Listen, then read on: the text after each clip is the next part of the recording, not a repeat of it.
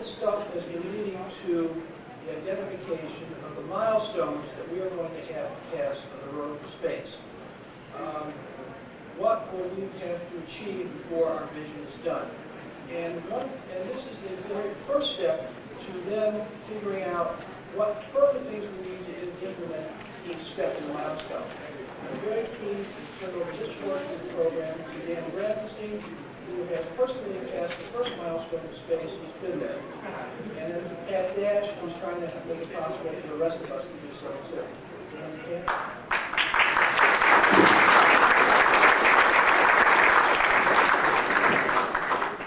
Thank you very much, Jeffrey, and we're going to take you through the new NSS roadmap. We in the National Space Society are a very diverse group. Our members include people in engineering, business people, scientists, homemakers, astronomers, astronauts, educators, activists. There are activists in the room, I hope. Yeah. Space enthusiasts, a whole wide range of people.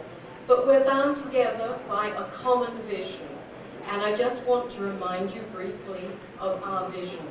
People living and working in thriving communities beyond the Earth. That is the vision of the future we're committed to. But beyond this vision, it's vital that we all share in a common understanding of what lies ahead. And in order for that vision to be achieved, we have to have a game plan. And as part of our ongoing strategic planning exercise, which you heard earlier, started 2 years ago in Milwaukee, in September, the Board of Directors of NSS initiated a process with a major objective of detailing the roadmap to the future human settlement of space. And that's what I'm going to share with you today. Dan and I are going to step you through that roadmap. So bear with us as we move along. Based on what we know, there are 5 major milestones that must and will be passed on the road to human settlement. That's human settlement of space beyond the Earth, our destination as we see it. These milestones, the first one is the commercial launch purchase. We need a low launch cost that will accompany an adequate market size with efficient vehicles that are turned around in turnaround times measured in days rather than in weeks or months. There's a lot of hardware that has to be taken to space to achieve these goals, and a cost-effective means of doing that is critical. Another one is the legal protection of property rights. Will be enacted to provide prospective off-Earth settlers with security to take the risk. Land grants and other economic incentives will also be provided to encourage private investment in off-Earth settlements. This is a payoff for in making the investment and taking the risk of proceeding off the planet Earth. And the technology for self-sufficiency is necessary. People will leave Earth with the technology and tools needed to settle and survive and prosper in space. Once again, the cost of getting hardware off of Earth has to be minimized, and by being self-sufficient in the environment we go to is critical. Space tourism will be a major contributor to many of the junctures in taking us to permanent settlement in space. It will also lead to industry and other enterprises when there is a large contingent of tourists and beyond in space. These milestones will be passed en route to the settlement of all destinations: the Moon, Mars, asteroids, cities in space, and eventually the stars. The roadmap goes on to include other major milestones that will be passed en route to the various destinations. One is the return to the moon. When we return to the moon to stay, what can we expect? First, a robotic return to the moon. That will help us much better understand the lunar resources available to us, which again can suggest the potential for industries, and robots will be able to identify whether there is water ice on the moon. vital, and it's essential we have such a mission in the reasonably near future. We'll see a research facility that can study human habitation off the planet. We in NSS believe that it is most likely and most expedient to test habitats for a human mission to Mars at the moon. It's much more accessible, there's a lot of commonality, and that's the way we think we should go in preparing for going to Mars. A research facility will begin maybe as a government project, maybe as a commercial project. It could be a joint venture. We're doing business in a different way in the future. What we know is that commercial elements will play a significant part in our movement out to other bodies in the solar system. And from these initial research undertakings, we'll grow to settlement of the moon. Our roadmap shows multiple paths to Mars.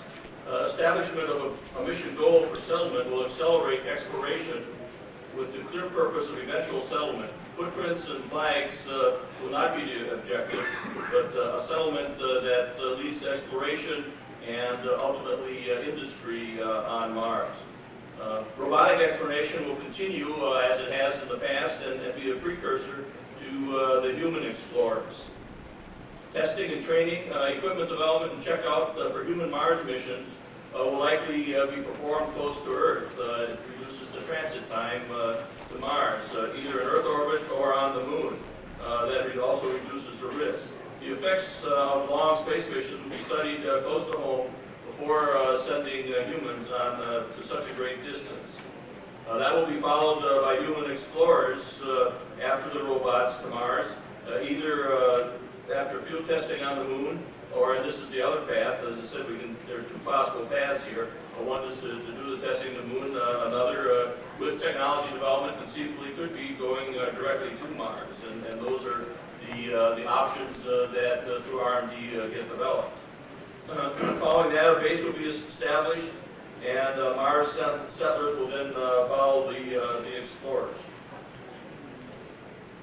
And we've been talking and thinking about other destinations, the sort of destinations we've only been able to dream of so far. But robotic exploration, a spacecraft, will help us identify the most attractive and potentially remunerative asteroids to which we might go, with a view to human settlement. And after the robotic exploration, human explorers will follow, and settlers will go to those asteroids offering economic opportunity. Beyond the asteroids, we can start to think about things like O'Neill habitats. Once settlers can leave the Earth, these cities in space will follow. And beyond that, then we open the pathway to the stars. The door will be open for us to move out into our universe.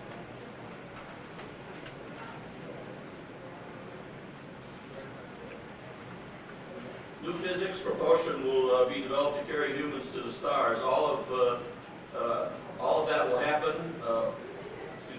All of that will happen. The question is, our vision will be realized, but when? We obviously want it to happen soon in our lifetimes. While not all that can happen that quickly, of course, some of the milestones can be passed soon if change occurs in the right places. And that is where we come in. That is our NSS mission, our purpose as a society, to promote social, economic, technology, and political change to advance the day when humans will routinely live and work in space. But what is it that needs to be changed? There are barriers to our space settlement, obstacles in the path of our roadmap that must be overcome. These are the major targets for change that the National Space Society believes must be accomplished in order to realize our vision of space settlement. Promoting this change, the removal of these barriers, is our mission. Society tends to erect barriers based on perceptions or on conventional wisdom. And perhaps one of the most serious barriers that we have to confront is the lack of public interest in space at the moment. Why is public interest so low? Possibly because the pace of space development has been frustratingly slow, especially when you compare it with the development of computers over the last few years. A total revolution has happened there. We're still waiting for the revolution in space. And NASA's low Earth orbit missions have become routine. Good in one sense, but it doesn't excite the public in the way it used to do. And the risks of space travel tend to be exaggerated. It tends to frighten some people, and we need to plan differently for the future. Perceived risks of space activities, we need to talk about them a bit. In addition to the real measurable risks associated with launch vehicles and their reliability, we've been led to believe that outer space is inherently dangerous because of the effects of weightlessness, for example. And there's a preoccupation with microgravity and the environment we have to live in space. And space radiation is often talked about as a major hazard. But we have ways to confront these issues, and we need to get our hands around them and not see them as scare tactics in the future. Passenger restrictions are something else that concern us significantly.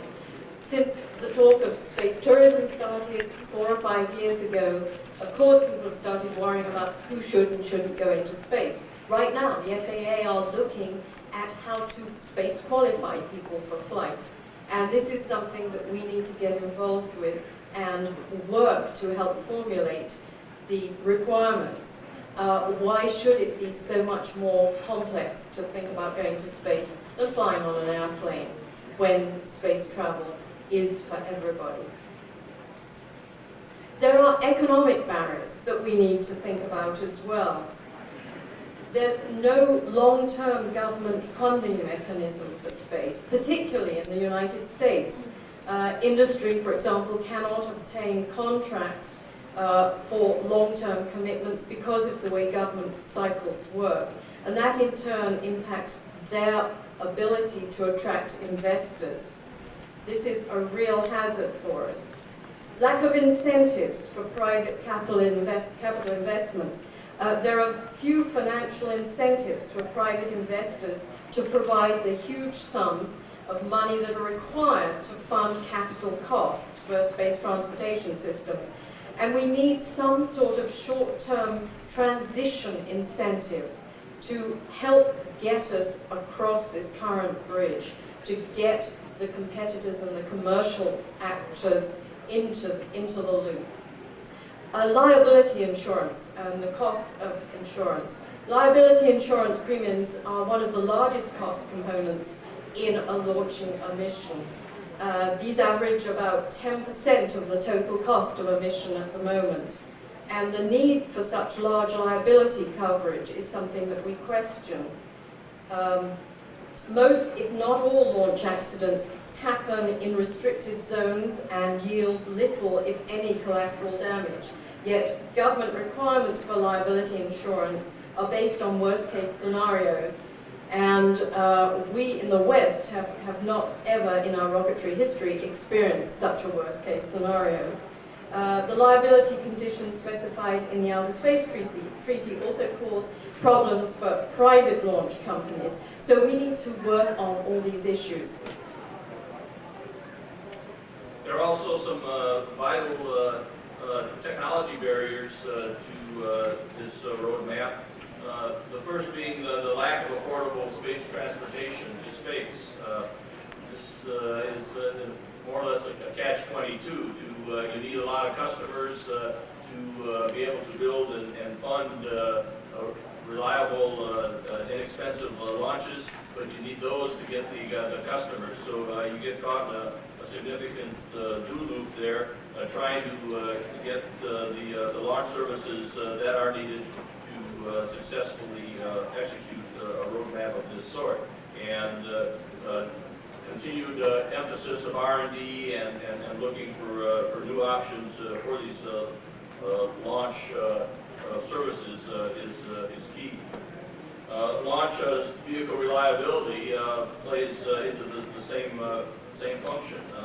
You have to have reliable launch vehicles. Currently, the expendable vehicle world averages about a 0.9 reliability, which means about 1 out of every 10 flights is unsuccessful. And looking at space tourism, it's obvious that that's not going to cut it. So once again, the emphasis on research and really going back to the first step, having a great deal of experience and a lot of launches is how you develop that reliability. Another technical barrier is closed-loop life support systems. Currently, there are none operational. There's work being done on that, but a very effective closed-loop life support system is critical to pursuing ventures beyond the surface of the Earth. Then let's think for a moment about the political barriers we have to deal with. Ronnie alluded to some of these issues: the lack of sovereignty, the Moon Treaty and the Common Heritage Principles. Both the Outer Space Treaty of '67 and the Moon Treaty of '79 forbid nations from claiming any part of the Moon or any other celestial body, in fact.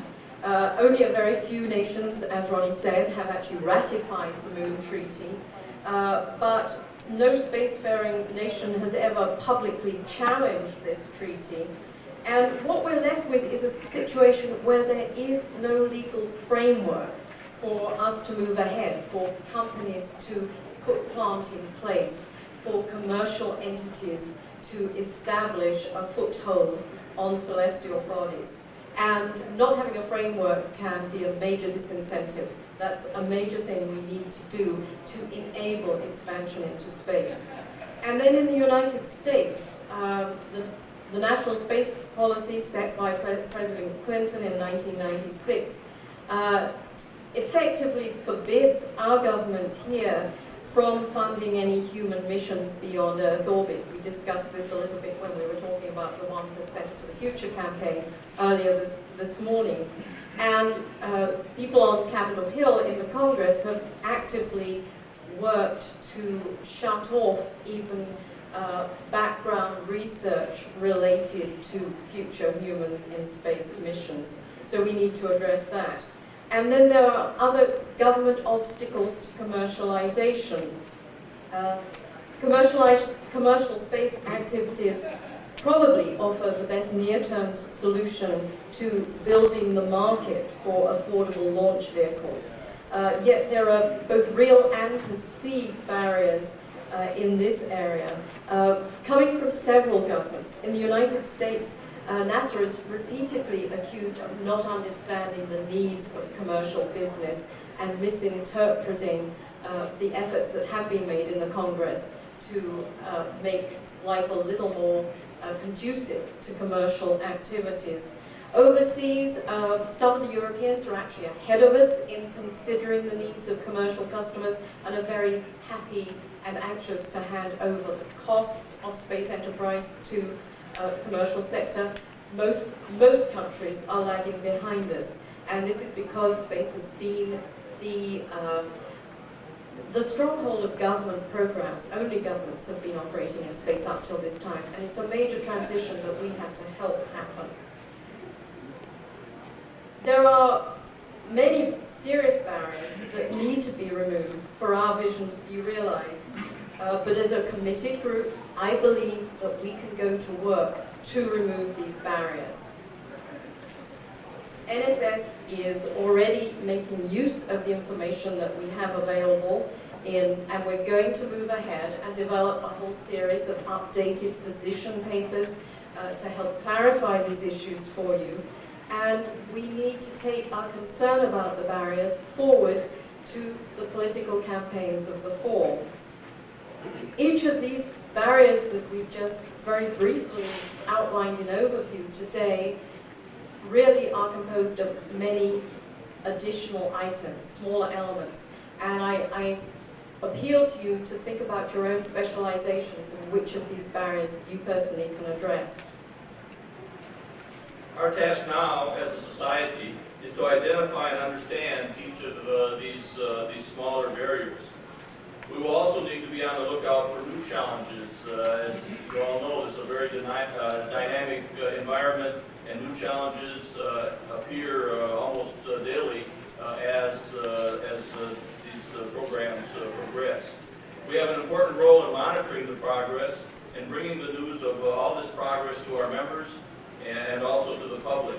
And perhaps most importantly, we must be loud and strong advocates of change when change comes too slowly, or when barriers that we have identified refuse to fall or to be addressed. Now let's think for a moment about how each individual member of NSS, how each of you can contribute to this effort, because this is not just a set of photographs, it's something we're going to go to work on.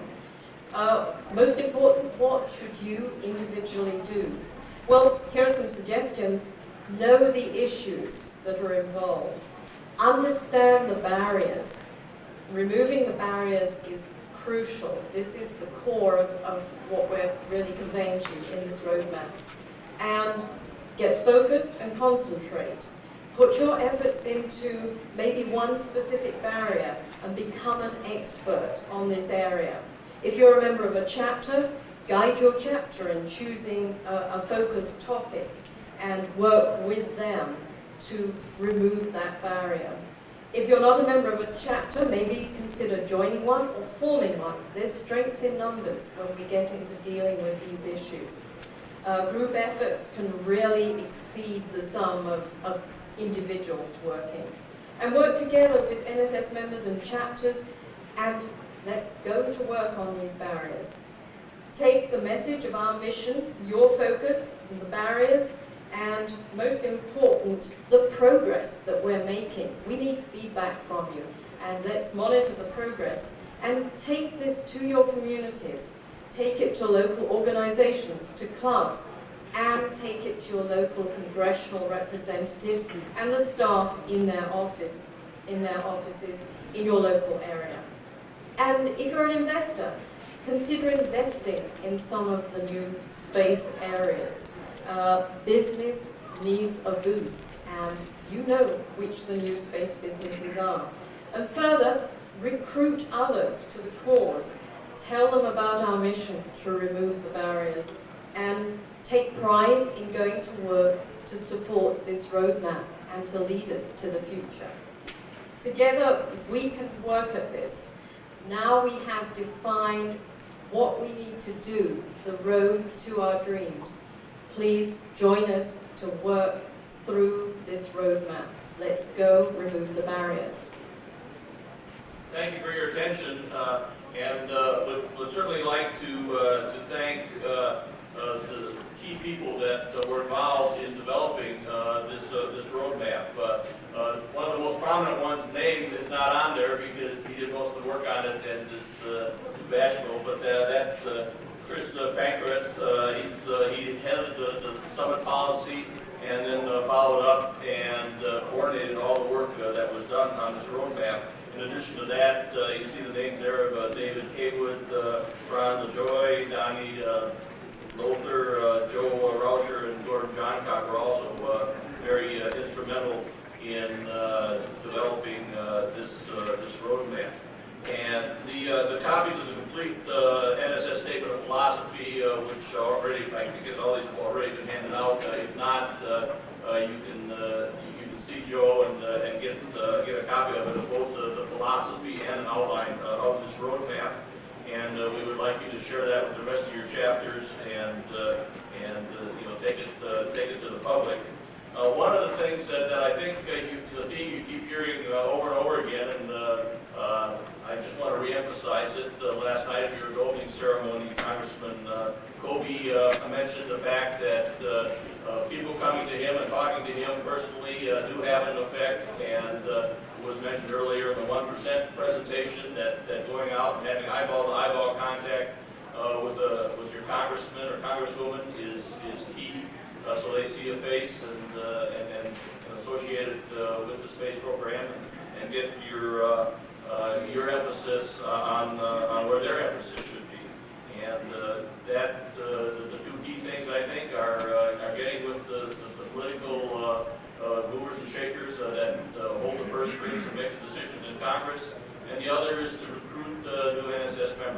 is there's strength in numbers and vigor is better as far as NSS goes. So we would also like to solicit your support and help in attacking this on all those fronts. Thank you.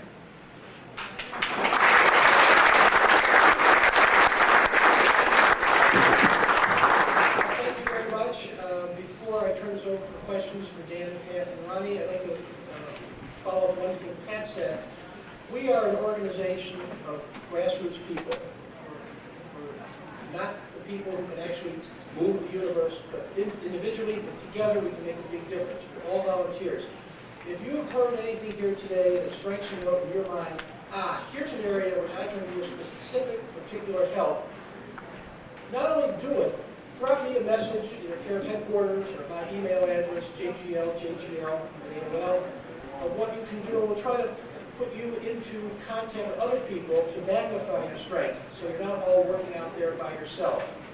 In the meantime, I'll just turn this over to them for questions. Will you raise your hand? I was happy to hear Pat say, and I think you could clarify or verify that I heard correctly. When you spoke of the research facility on the moon as one of the steps of the 72 years, that could be done by a private venture or government or a combination. I like that belief, but is that, from your knowledgeable position, is that realistic? Do you think that a private venture could really afford that? Thanks for the question, Jerry. Many of you know that we participated last summer. We hosted a lunar-based development conference, and we're going to be part of a second one with Space Frontier Foundation this summer. And I was very encouraged by the number of people who came forward who had an interest in being a part of commercial development on the moon, not least people from NASA who were relieved to think that we might move forward in the future with a different paradigm from the one we've had for space station. Look at the nightmare that we're having, that Dan lives with now every day, of trying to commercialize part of the space station after the fact, when it wasn't designed that way. It was designed as a government program. The NASA folks were really enthusiastic about the idea of going into a return to the moon as a partnership, and that's why I opened that door a crack. Given the level of funding we are putting into space as a nation at the moment, I think we're likely to go back to the moon rather sooner if it's a team effort, and I think it is a possibility, although working out the wrinkles and snags of how government and industry work together is something we've got to do a lot of work at. I hope we can do it. Can you give your own idea, timeline, when will we go back to the moon? When will we go into Mars?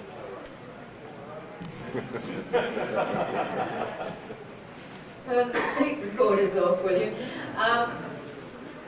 We can do no more than guess and dream right now. I would say I would be very disappointed if we don't see space tourism within 10 years and a return to the moon within a similar period. And we know a human mission to Mars within 20 years is perfectly viable. Will we see a commitment to either of those, the return to the moon or a mission to Mars? That's a question we can't even start pushing on very hard until we have a new administration in the White House and we know who we're dealing with. Those are my hopes, and I'll be very disappointed if we don't see that. And I think everything Pat said is true. It really depends on the commitment of the administration, and once again, that comes back to demonstrating to the administrations that the commitment and the concern of the public is there, and that's what we all play a key role. I think it's safe to say in 100 years we will be on the moon and on Mars and lots of other places, or Earth will be a smoking hole. So. Can I do one correction with respect to my president, and the chart that was presented that was acknowledgments for the presentation material. And the roadmap, the people who put the roadmap together was a much larger group of NSS leaders, and if I could, I'd like them to stand, the ones who are in the room who've been involved with strategic planning and or the NSS Policy Summit, and with Alan Wasser and Joe Redfield, or the others, Greg Rucker in the back, Kirby Aiken. If I can get a round of applause for these candidates.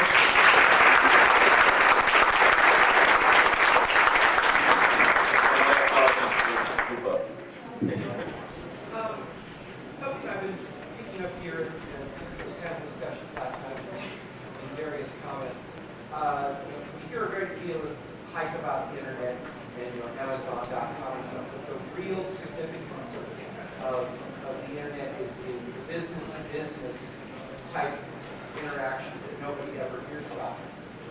Is there besides all the wonderful things we hear about missions to Mars and stuff, is there an undercurrent of business-to-business commercial space going on? I'm hearing comments that commercial entities are taking it a lot more seriously than they used to and stuff. Is there an undercurrent that maybe we're not picking up on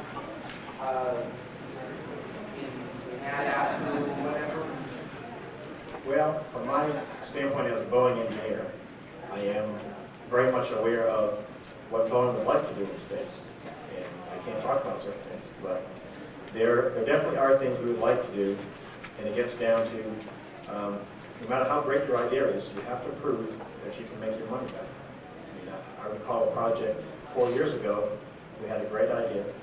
We worked very hard to come up with all the technological solution, and we had one person, a manager, of the whole team of about 30 people working on the business side of it. When we went to present this to the head marketing person for the Boeing company, he dismissed all the technical people. We're the Boeing company, I know we can build it. He says, prove to me we can make some money on it.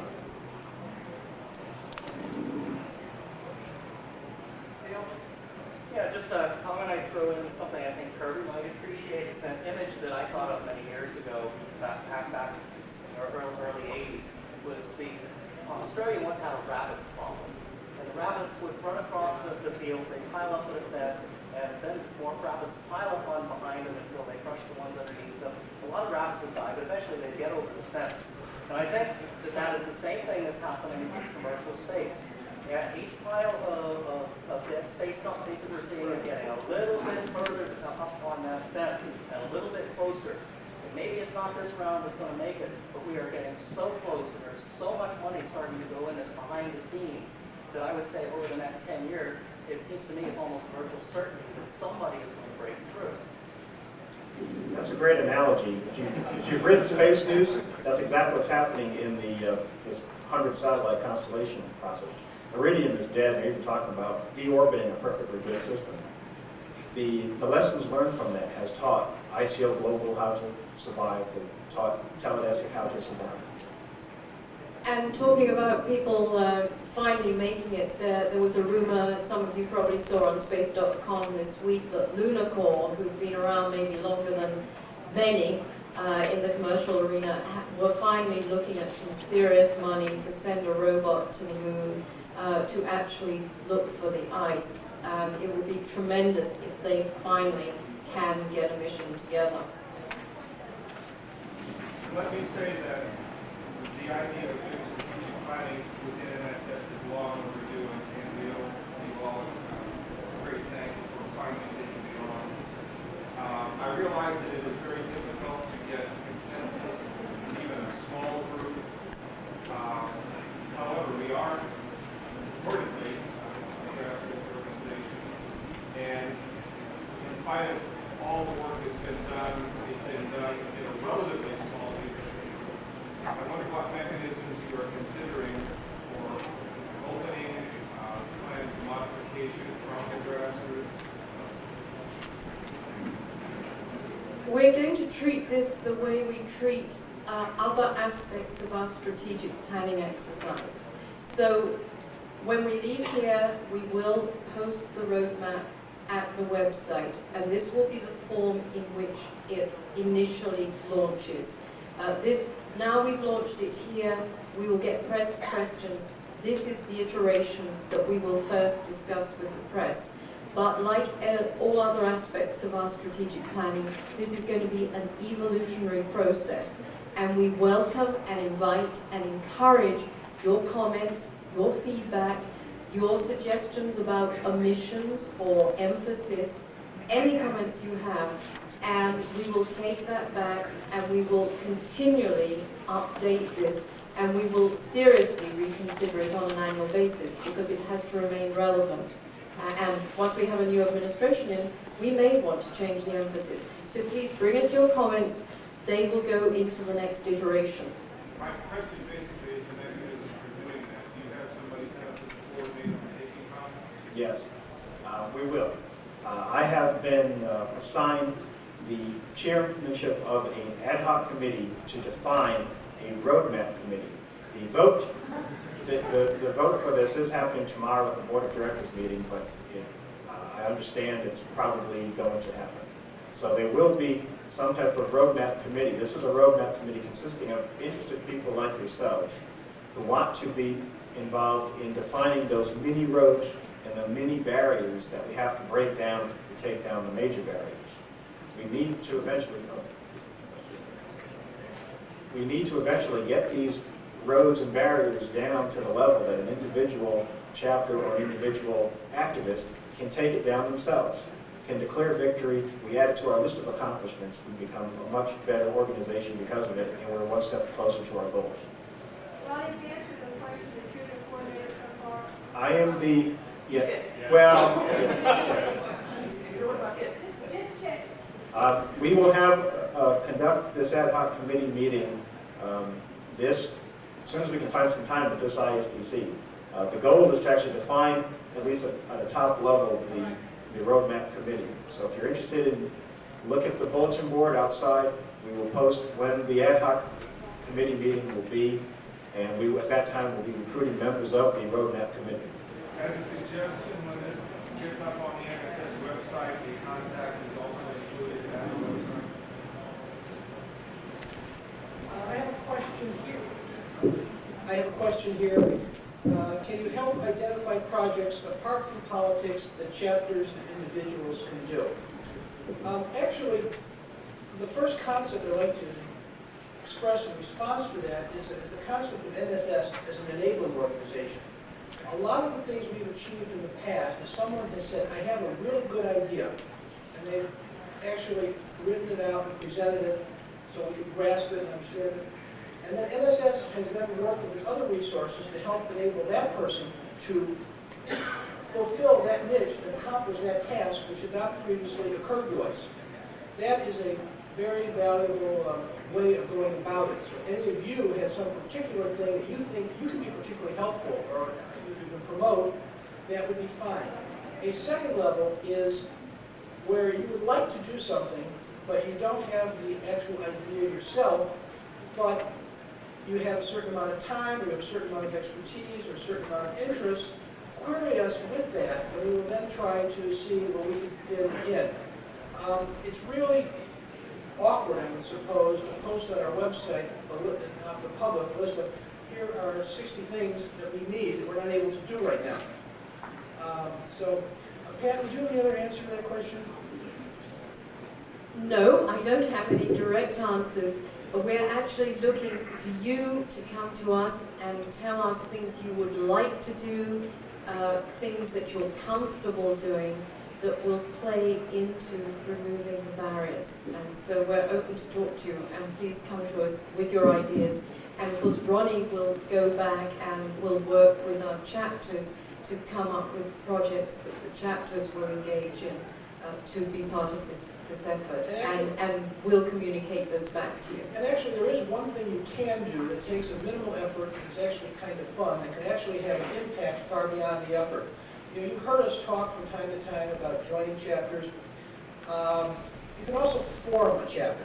Now, forming a chapter is not a big deal. It takes 3 people, you, 2 friends. NSS has a policy, by the way, of rebating to the chapters any dues of a first year member over $20. So you send in the dues for the first person, they send you back all the excess. It funds your mini treasury for the first year. If you have a chapter, what's the advantage of calling yourself a chapter? There are two. One, because you're an official chapter, we can list you in all our other chapters. So then instead of having 80 chapters, maybe we have 120 chapters. We go to politicians, we go to aerospace companies, they see us 120 chapters. Suddenly, we look much more substantial than they might otherwise have perceived. So this is a benefit we get with virtually no action on your part. Secondly, if you want to write your congressperson, you write him as I'm a member of NSS in your district, you get a certain response. If you write him, I am a member or I'm president of the chapter in your district, suddenly you're now speaking for an unknown number of potential voters. That gets you even more attention. And that again is without any additional effort on your part. Now I've heard, well, I don't want to undertake the responsibility of a chapter, it's too much. Well, there's a certain minimal level of chapter things you can do that's fun. Suppose you and your 2 or 3 friends just arrange to meet at someone's house every 2 or 3 months in the afternoon for a couple of hours, just like you invite someone for a football game. You sit around, you talk about what you've read at Astor, you maybe kick around some ideas of what you can do, you serve apple cider and cookies or something else afterwards, and you've had a social event. It is not a big deal. You've reminded yourself that space is important, you've educated yourself on what's happening lately. You may, by even being a chapter, you put out a notice, or have a meeting at your local library, other people who come and join you, you become like a nucleus, the way hail forms around the atmosphere. And if you are, and also if other chapters in your area are doing a regional product, they have somebody they can call and say, we're doing this regionally, and you come and help us. And none of this requires a great undertaking of responsibility. You don't have to worry about biting off more than you can chew. And those are things that everyone in this room could do. Now, if you say, I have a chapter in my city, well, you could form a chapter, the north section of any city USA. And you have your own little 3 or 4 people who travel less, and then together you might combine for citywide activities. Very simple, not much work. Chris.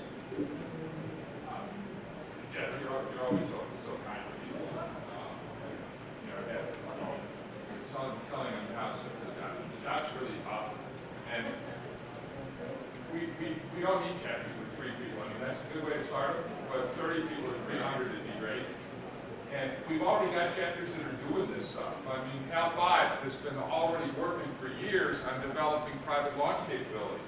We've got a group in Oregon who has been, here they are, they've been doing work on habitats on the moon in lava tubes to overcome a barrier that we're going to meet.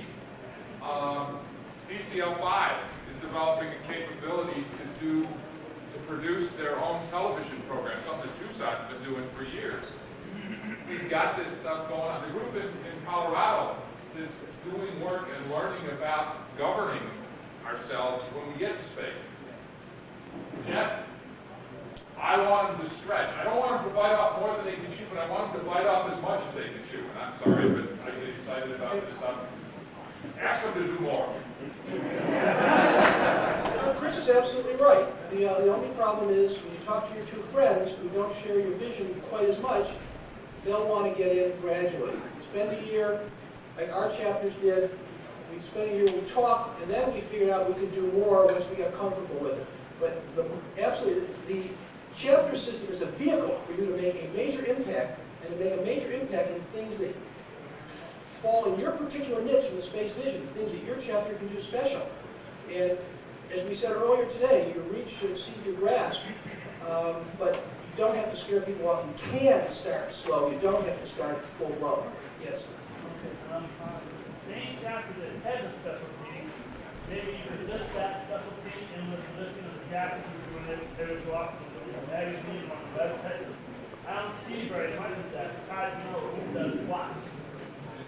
That's a very good suggestion, and, oh, sorry, the suggestion was that the membership don't know very much about the specialties of different chapters, and I would suggest that we aim to have a major article in Ad Astra in the next 2 or 3 issues that features those specialties, and that we byline it in the chapters list, if everyone thinks that would be a neat idea. At the chapter's assembly meeting yesterday, we have been notified that there will be a new free server for all chapters to have websites. And at minimum, each chapter will get a page, and that's where we can put additional information, especially with links and all that good stuff. I think one of the more important things too, even for people with less technical knowledge, is general education. You talk about the public interest going down. You need to get into high schools with the kids and just do general education and exciting things. I mean, kids who are high school kids and college kids, they still are excited about the movie. It's not full hats that. So you don't need to real technical, you just need to get the interest out there. You're absolutely right. And by the way, when you talk to your local school, grammar school particularly, is more receptive and say, I'd like to come in and tell your kids about space, I think you'll find it easier if you identify yourself as a member of the National Space Society chapter of your city rather than Susie Smith. Somehow, psychologically, it gives you more credibility to be part of an organization. Chapter structure will do that for you. It will let you be more effective in just about everything. I want to. We're trying to read by my Mr.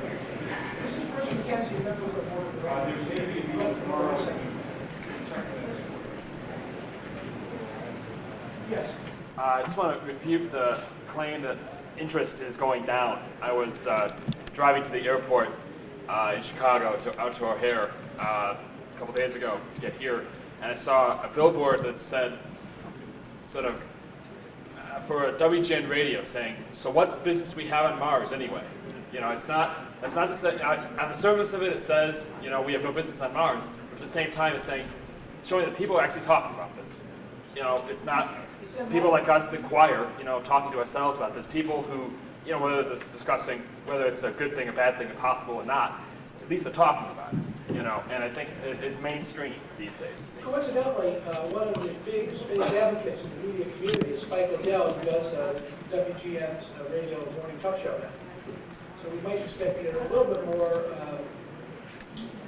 publication of our intelligent views. Yes. Oh, wait. If I could add to that, when we talk about lack of public interest, it's more than just the general level. We all have a curiosity level of space. It doesn't cost anything, we're just watching television. It's when we have to open our wallets. It's when we have to decide between what's more important, you know, adding a new stoplight to the city or such things. And right now, space is not a national priority. Congress, if you look at the top 10 list, space isn't even in the top 20. That's the type of level of interest we're talking about. If we really want the government to fund certain things, to do certain things, we have to raise the awareness of our congressmen, and it's the congressmen, true, whether we like to believe or not, do respond to their constituents. It's opening your wallet and it's taking the time to let your voice be heard. I had congressmen tell me last summer the reason the NASA budget was in such difficulty was there is no constituency for space. You're the major public constituency for space, and you need to be heard. That's why space has been hammered in the Congress, and we need to change that. I'm all in favor of talking to schools, and I had a chance to talk to some very enthusiastic 11th graders, and some of our chapter members have gone every couple of years, you know, to their kids' schools and so forth. But school kids are not at this point voters.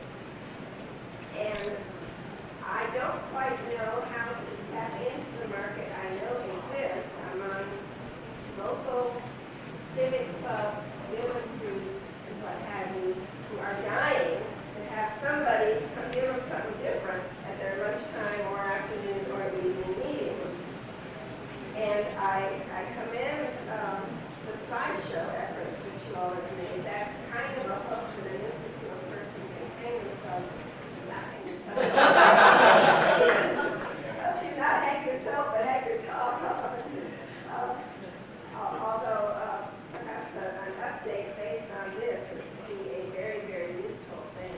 That is part of our game plan. As you rightly recognize, the NSS slideshow is now somewhat dated.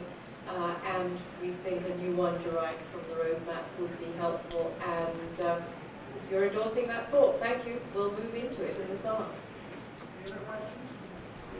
Just to repeat a comment someone else made earlier, if NSS can encourage individual members to join the local campaigns of your congressman or election this year, it's a really good way to get that face-to-face meeting after hours kind of thing, and sit around and talk about these things. And become, of course, maybe that'll lead you somewhere that otherwise you wouldn't. It's just another thing we can do right now. The suggestion was, another thing to do this particular year is perhaps get out of their campaign staffs, or the local congressperson, and possibly at the end of the day, they have to sit around and talk about it. Or worst case scenario, just get the new ones together. Starting in 1994, I started at least 3 different panels of conventions, including World Science Fiction panel that I call By Space. And I focused this panel on, I think, version that was published 2 years ago in the Space Handbook of a list of races, purposes, and goals to do space activities at all. And I'm very, very proud to endorse and very pleased with the inclusion in your statement of a fundamental list of purposes and goals for this. Because, for example, a number of years ago, I saw Dan Gold on television with reporters asked him, why should we do things in space? He couldn't give a single specific reason, purpose, or goal. He gave the vague generality.